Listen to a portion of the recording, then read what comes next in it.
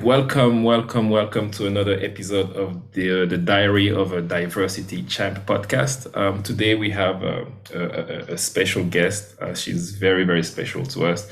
As I was even kind of like chatting with her and communicating with her through messaging, I was telling her how I kind of like anticipated this moment, and it was to me it was kind of like my highlight of the month. Having her on the podcast. So I'm not gonna just let you wait for too long before, and I'm not gonna say anything about her because I would like her to kind of like introduce herself and let us know a little bit about who she is and I'm pretty sure that you will at some point get the reason why I was so excited and why I anticipated this moment so much for the past like 2-3 days. So without further ado, let me just welcome you to the podcast.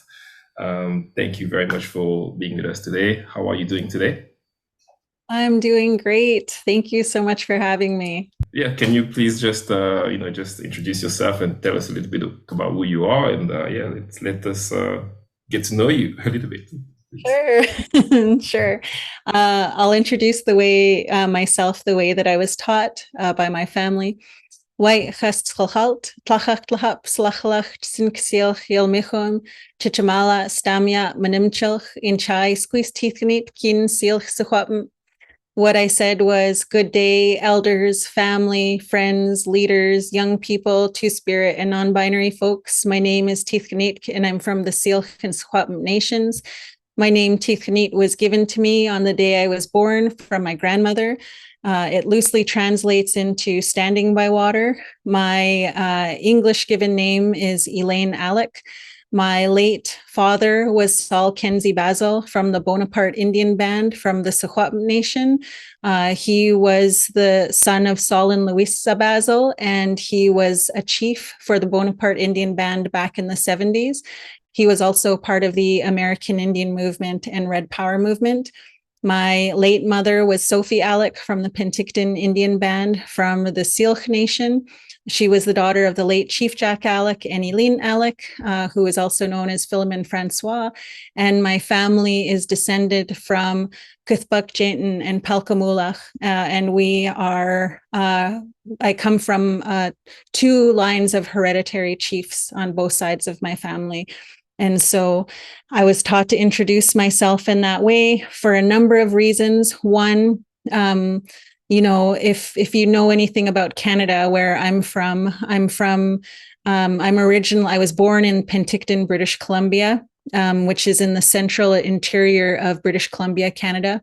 And there's a lot of conversations happening in Canada around truth and reconciliation in residential schools, where our children were taken away by the church and government, and we were stripped of our language and our culture. And so we were punished greatly for speaking our language.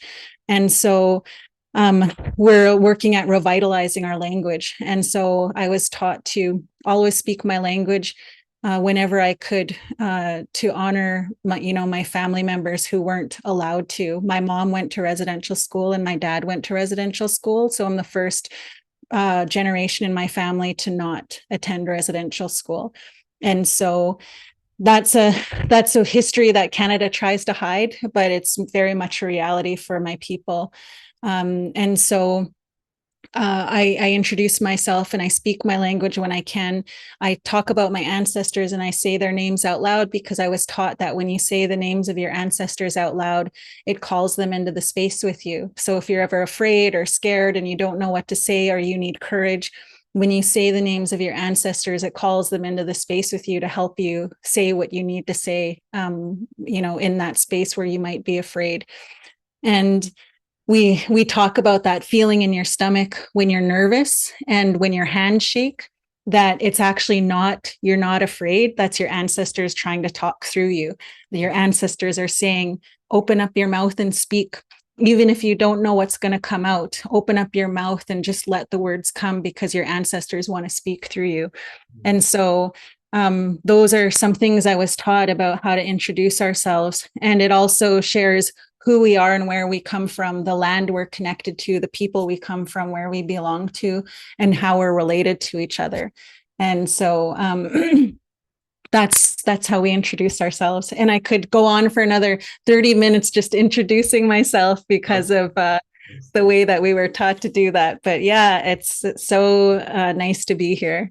No, I can tell, and it's what an introduction. Absolutely, beautiful. Everything that you said. I mean, I'm already kind of like, because I'm all about the wisdom and the education, and I'm already being right from the beginning. I'm already just from just what you just been sharing with me right now. I'm just already being educated about a culture that, to be honest, I don't know much about. The only well, kind of like assumption that I have is the fact that because as a descendant of uh, uh, like a people with a great history, like African people with like ancient civilizations. When you talk about the ancient Africa, I mean, what I know is that there's a lot of similarities between the indigenous people of North America and the Africans, the descendant of Africans. So because anytime that you have a sort of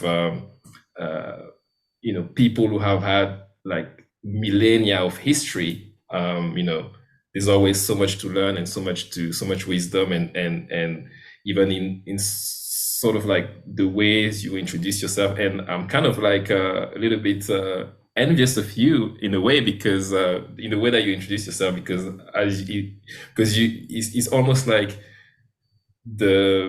as you were saying, the Western world has tried to kind of like strip your community of their culture, right?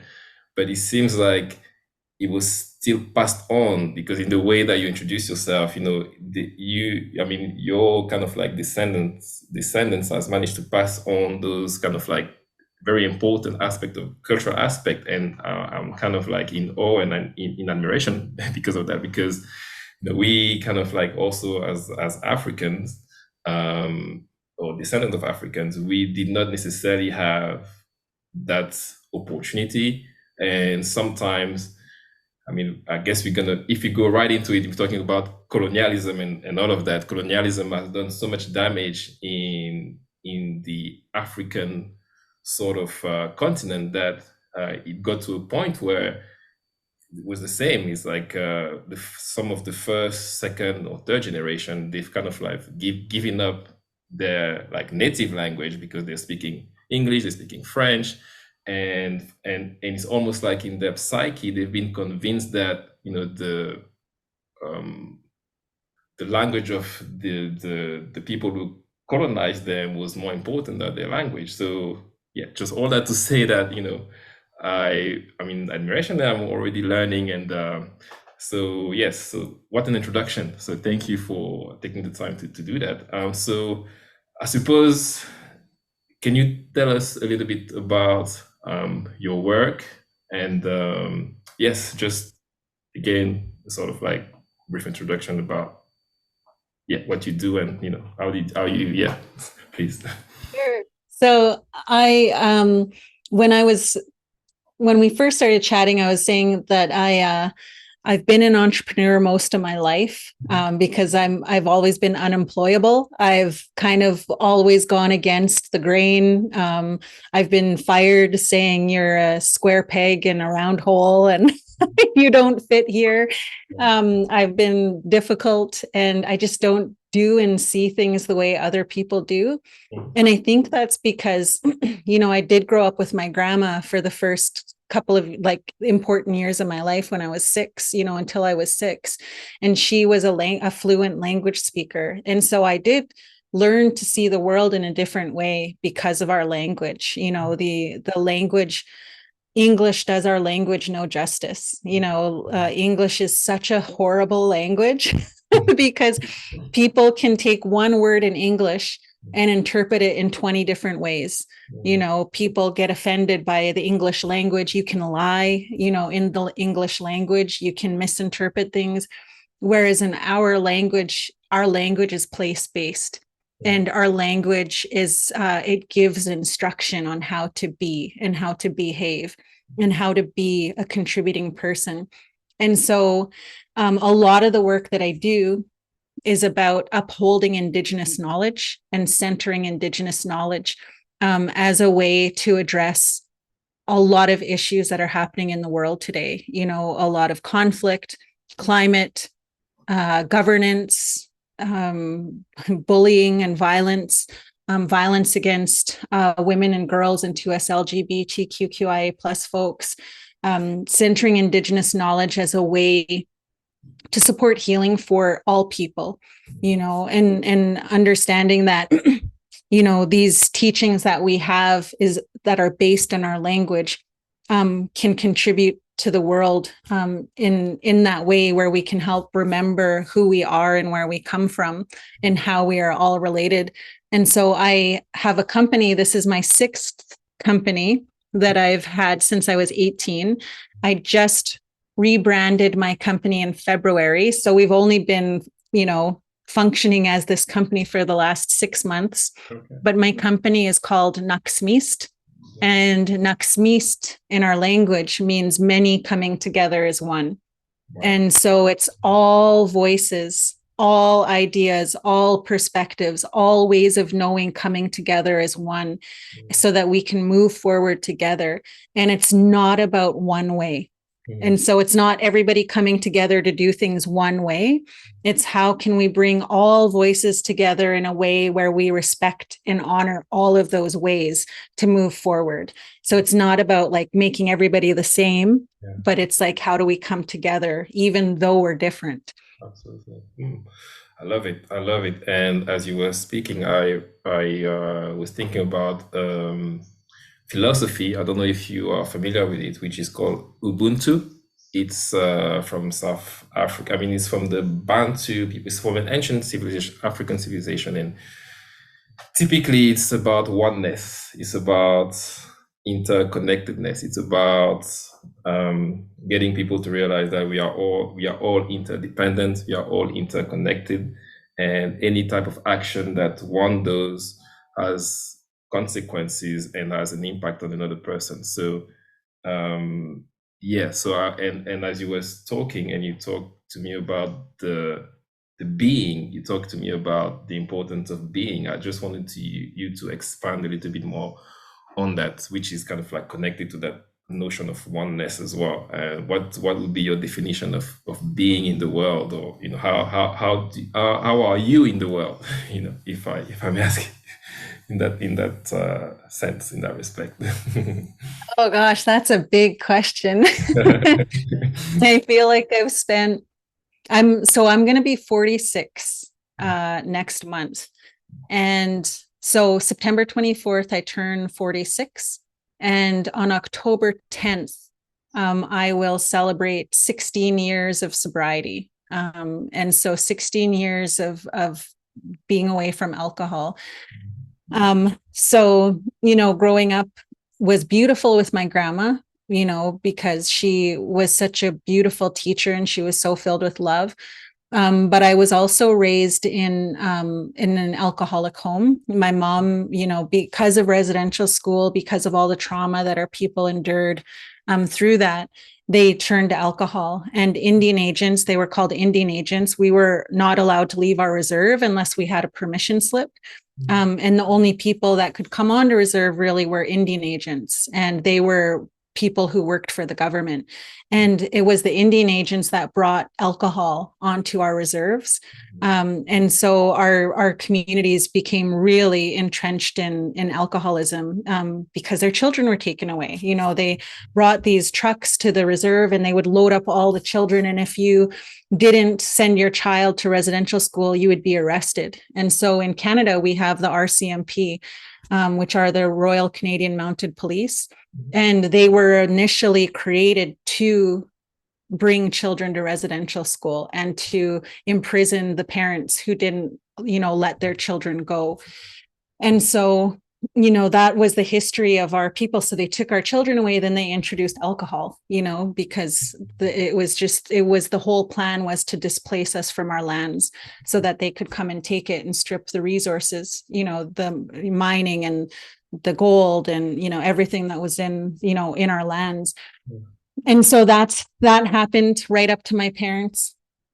And so I became an alcoholic at a really young age. I started drinking when I was 12 years old. And, all the pain that we'd gone through, experiencing what my mom went through and witnessing the things that she went through, me going through my own stuff and hiding who I was because of the racism I experienced in school. I didn't want to be Indigenous. I didn't want to be țiált. I really hid away from who I was for many years. And I had so much sickness. I had physical sickness. I had rheumatoid arthritis and fibromyalgia. I had depression. I dealt with a lot of mental health issues. And I was an alcoholic and a pill popper. And so I hid from that for so long. And it wasn't until I turned 30 years old that I decided I had to stop or I was going to die. And so at 30, I decided to heal. At 30, I decided to figure out who I was again, and what that meant and how I would show up in the world. And so, 30 was when I decided my healing journey to become a better person and a better mother and a better, the way that I show up in the world. And it's through that healing and that honesty and being a storyteller that I've been able to share my stories with everybody, and it doesn't matter what space I'm in, whether I'm in a professional space, a governance space, a political space, I always share the truth about who I am and what I've been through and how I got to where I am. And knowing that I've learned how to regulate my trauma, to heal my own spirit, to call my own spirit back so that I can contribute to the world in a good way. So if I'm not contributing to myself in a good way, then I can't contribute to the world in a good way. And so if I'm in pain and if I'm suffering and if I'm in trauma, I'm no good to anybody.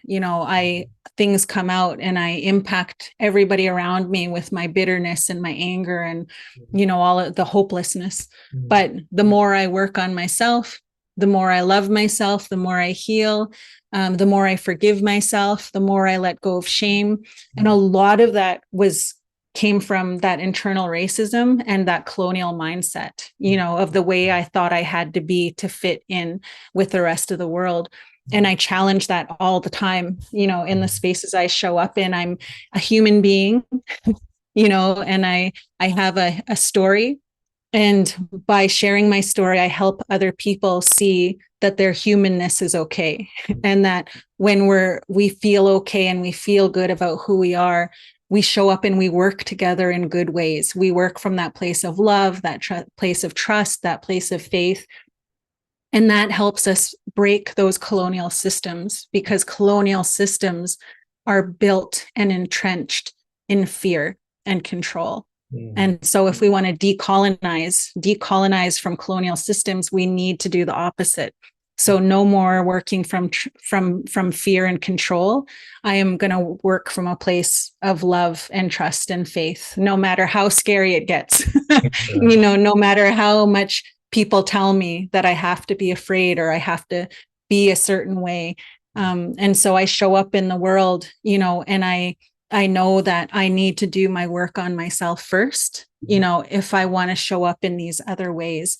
And the more I do that and accept myself and love myself, the more I'm able to accept other people and the way that they do things and the way that they work. And so we can all, find ways to be in the same space together, and contribute to the work of healing our world, healing ourselves and healing the land and healing the world. No, absolutely. That's beautiful. And I couldn't agree more with what you just said. And I'm just wondering if it would be fair to say that the people who actually were at the origin of those systems of colonialism and imperialism and all those systems of domination, right? I'm just wondering if they themselves also, as you said, it started with fear and there's a lot of fear, but I'm also wondering if there's not also an element of self hate, because in order for, I mean, to me, I see it this way. In order for an individual to, or Mandela says it beautifully. He says, love comes more naturally to the human spirit than hate, right? So if people, and so people are born to, I mean, as love, kind of like, love spirits, right? If you can put it in that term, and love comes more naturally. So in order for someone to start hating another human being, that has to be taught, right? So I'm wondering if there's an element of self-hate as well, because now we're talking about kind of like those people who are actually who sort of like identify easily with the domination, right? The dominating systems. So I don't know if you can, if what's your thought on that? I mean, do you, yeah, as much as the oppressed, so to speak, has to do some work on self-love and affirming themselves. I mean, would it be fair to say that it's also a two-way street? The sort of like oppressor, quote unquote, also has to, that work also has to be done for them to reach, that place of love as well, or yeah, I don't know. Mhm. Totally. I work with provincial and federal government in Canada. And so if there's anything that is like the ultimate colonial structure built off of fear, it's government. And it's upholding those colonial systems. And I'm always saying, when I do this work around decolonizing and promoting diversity and inclusion and equity, when I do this work, I always remember one of my mentors. He told me, he said, hard on systems, soft on people, because we don't even realize we've been colonized. We don't, nobody, like every single person, nobody's escaped it. Everybody is a result of. And so, in the framework that I teach around cultivating safe spaces, I talk about, working from a place of love and trust instead of a place of fear and control. And that all of our systems are built on fear and control. And that colonialism has been built off of promoting sickness and death, promoting exclusion, promoting shame, and promoting oppression. And those tools have been embedded in everything that we do throughout the world. And so the moment we set foot into any system, the moment we set foot into school, we're taught to fear. We're taught to feel shame.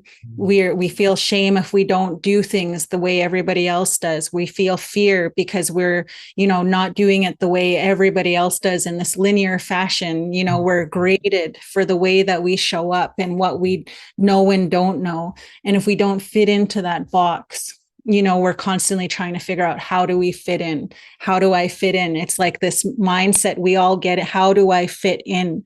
And that's how we colonize ourselves, trying to fit into this box that's been put in front of us, and all of us have done it. And that box makes us see ourselves as machines to produce and work. And that's it. It's to make us produce and contribute to this entire system of, making money and industry, and being worker bees and being complicit, to the way things are. And that it's meant to do that to us. And so, it's not about, for me, when I think about cultivating safe spaces, and when I think about how do we do the opposite of all of those colonial tools, I think about how, instead of promoting sickness and death, how do I promote well-being? Instead of promoting exclusion, how do I promote inclusion? Instead of promoting shame, how do I promote validation? And instead of promoting oppression, how do I promote freedom? And, the more I start working with people, the more they realize, I want that. Mm. I don't want to be oppressed, and I don't want to oppress anyone else. But it's just the way we were taught. It's just the way it is. And when they see that there's a way or a framework or tools to do things differently, it's not as complicated as we make it. It really is just shifting our mindset a tiny little bit to see that we're all humans, we're not machines, and that we've all been oppressed. And it's really hard for people to understand, because especially for the ones who are benefiting from the system, Absolutely, right? absolutely. It's really hard for them. But when you work in the systems as deeply as I have with people of all backgrounds, Mm. even the most privileged people, I've been in a room with like very privileged people wearing $10,000 suits, Mm. at the very top of the chain. And when we talk about humanness and how we have to let go of our humanness to be in this spot, you Mm. can see them. You can see the emotion in them, that they're tired of wearing a mask. They're tired of wearing this mask and being something that they're not, that they really aren't, that they really are human, and they really crave that love and that trust and connection with other human beings. And so, it is, when I think about meaningful inclusion and the work that I do around diversity, it's doubling down on inclusion in everybody. Yeah. Because if we only say you are allowed to be here because you've been oppressed, but you're not allowed here because you're the oppressor, we're still using colonial tools of exclusion. And when people feel excluded, they feel shame and they feel fear and they feel all of those things. And they don't want to be a part of walking with us together. And so that can be hard because it requires a lot of inner work to be able to include the oppressors who have hurt us, right? No, absolutely, absolutely, absolutely. No, it takes just taking the high road, and I suppose it's also something that you have to it has to have been passed on to you, this kind of way of thinking, so to speak, so to speak, taking the high road and kind of like bringing people on board with you on the journey, and and talking about that, because I've recently kind of like started like a mini kind of like series on this podcast, which is called When Humanity Knocked at Our Doors, right? When Humanity Knocked at Our Doors. And that idea was like an idea that I had it was an idea of a documentary that I made like a while ago. But really the essence of it was, while I was making this documentary, I was actually making a documentary on refugees communities, right? Refugee communities. And basically, one observation that I made while I was doing that was that all of those refugee communities were coming from the South. And to me, as I was doing this documentary, what I saw was, because okay, let's say this documentary was made in a refugee camp, and this was like the well, one of, when you walk the streets, because it had like 3,000 refugees, and when you walk the street of this camp, you could see the hopelessness, the desolation, the conditions in which those populations were living were atrocious, right? But yet at the same time, um, there was life. There was like life in that space, and that life was brought by those population who were coming from miles and miles and miles away from this place. And it's almost like they had taught the indigenous people or the locals from the Westerners how to live again, right? And that's how the title came to me, so the humanity of these people came and knocked at our doors, at the doors of the locals in the West. So we're talking about, decolonialism, and what everything that we've been talking about. And so the question in the documentary was, so when humanity knocked at our doors, what do we do, right? What do we do when that humanity knocks at your door? And so the series that I've started with this podcast is similar to that. And every guest that I kind of like have on the show, I kind of like ask them to share some stories, um, humane and profound stories of how they can just teach us about the humanity of their people, of their clan, of their communities, right?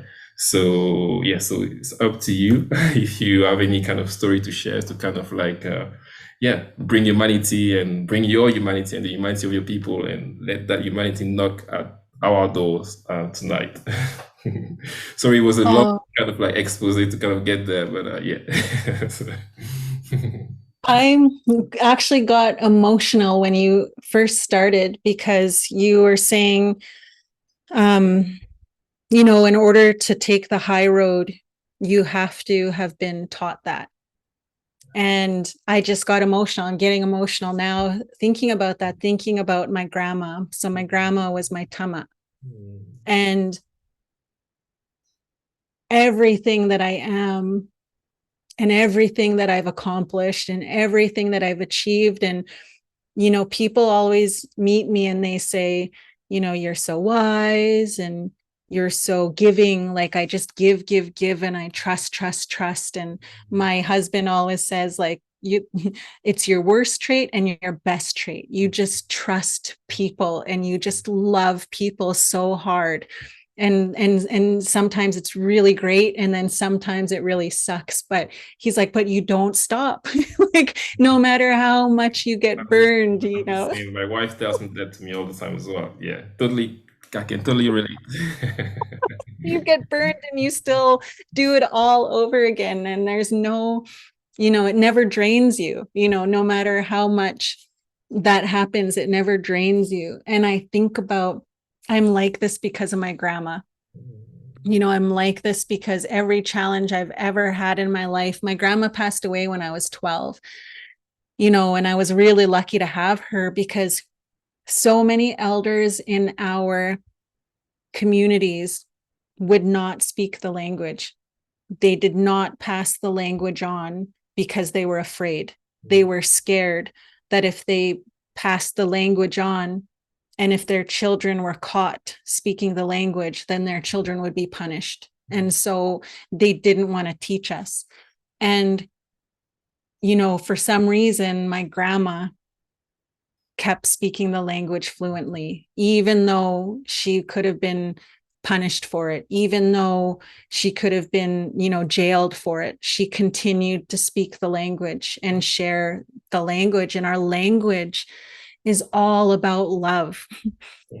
Everything in our language is about love. And the stories are about love. And the stories are about loving each other and loving ourselves and loving even the most annoying person, the most annoying person that you cannot stand.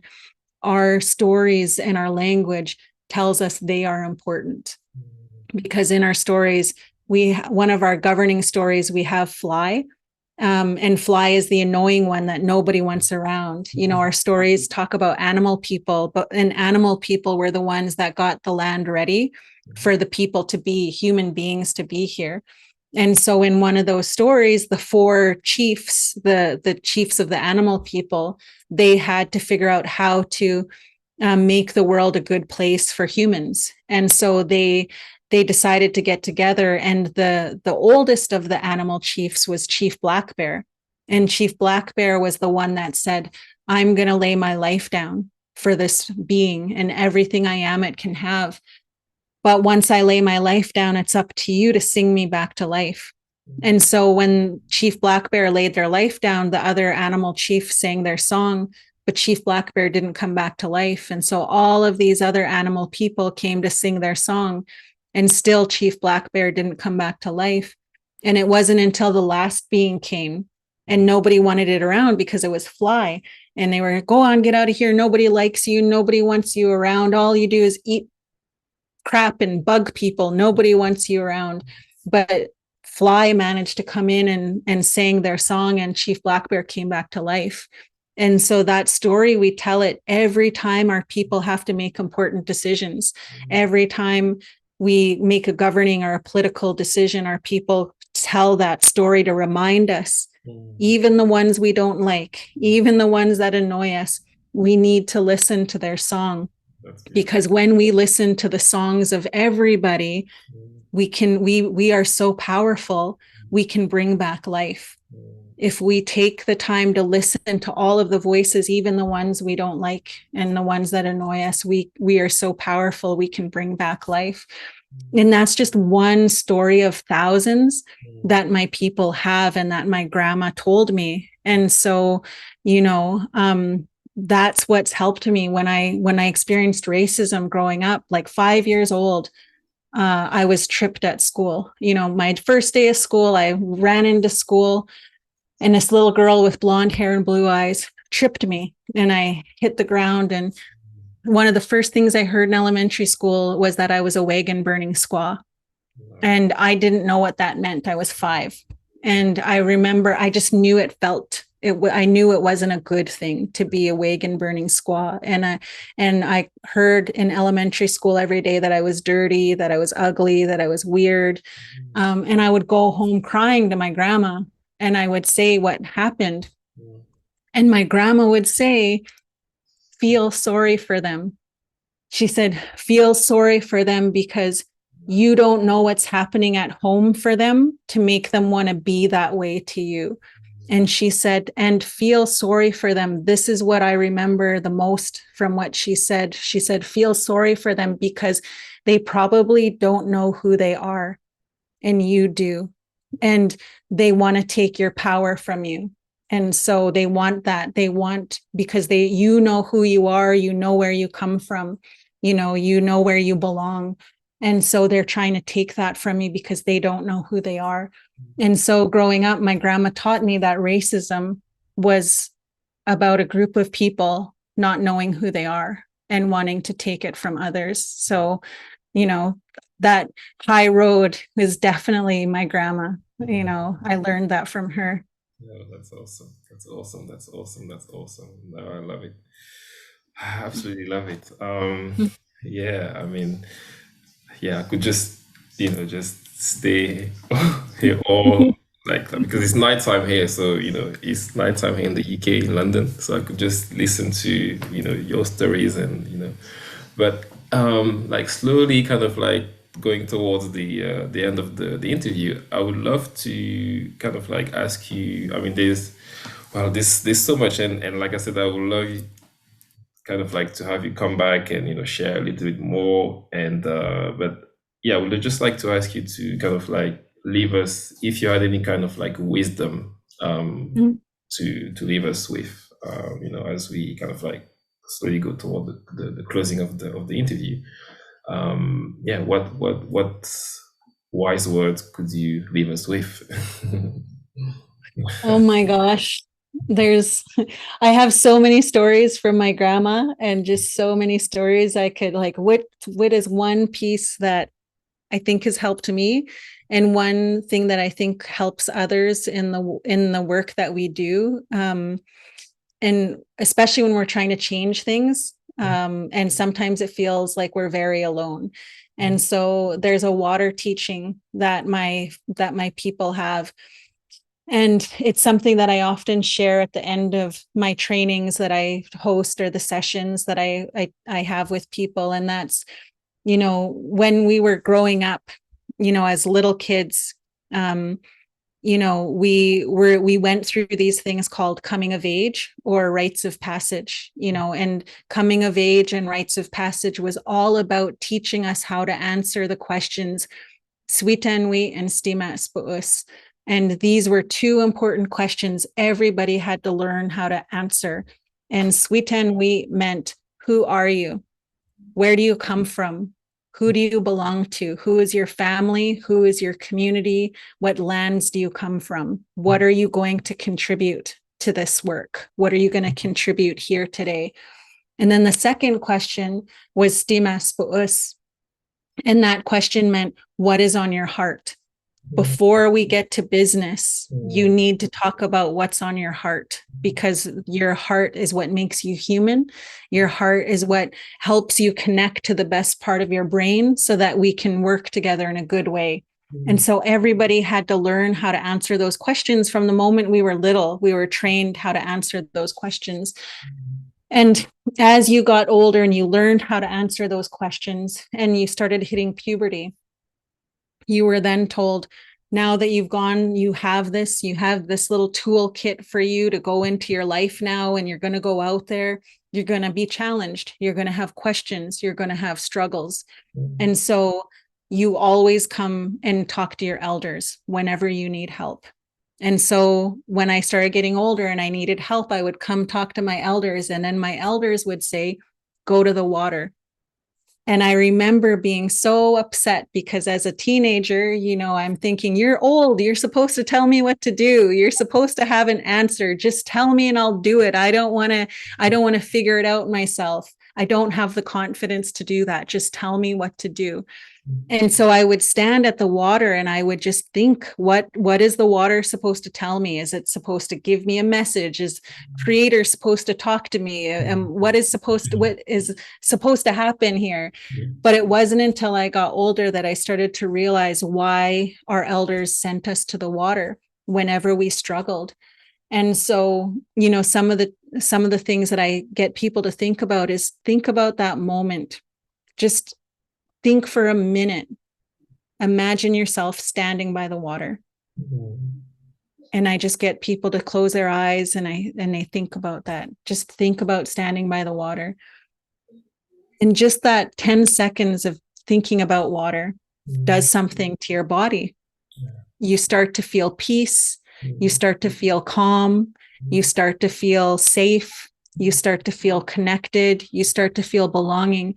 So what's happening in that moment is when you're struggling in your brain, you end up going to your lower brain, right? Your stem brain. And when you're in your stem brain, you can't think and focus. And the only way to get out of that part of your brain is to cultivate safety. And science shares that now, that safety is what helps you work from the best part of your brain to be solutions based.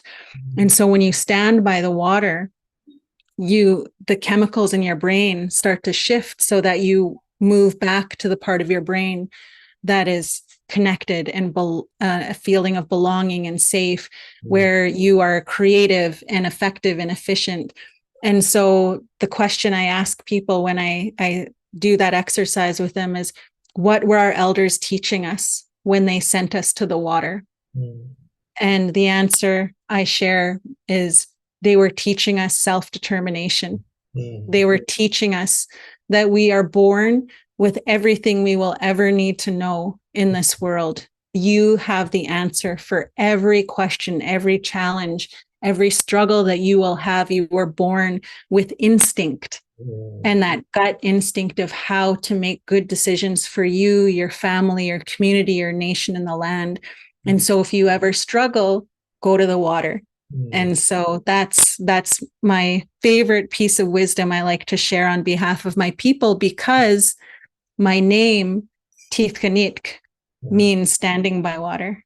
Oh, that's beautiful. That's a nice way of kind of like bringing everything back together. And wow, that was a nice moment. And yeah, I forgot to tell you also, you shared with me that you were born on the 24th of September. My sister is actually born on the same day, so you are officially a sister of mine. Not only a trans woman, but you my sister. You gotta be. That's my sister, Elaine. Just kind of like gracing us with her presence, her wisdom. I mean, I could not thank you enough for this moment. I mean, like I said, all of my listeners will, I'm sure they have understood the reason why I was so excited to have you. So we just want to thank you so much for your time and for being here with us this evening. Thank you so much.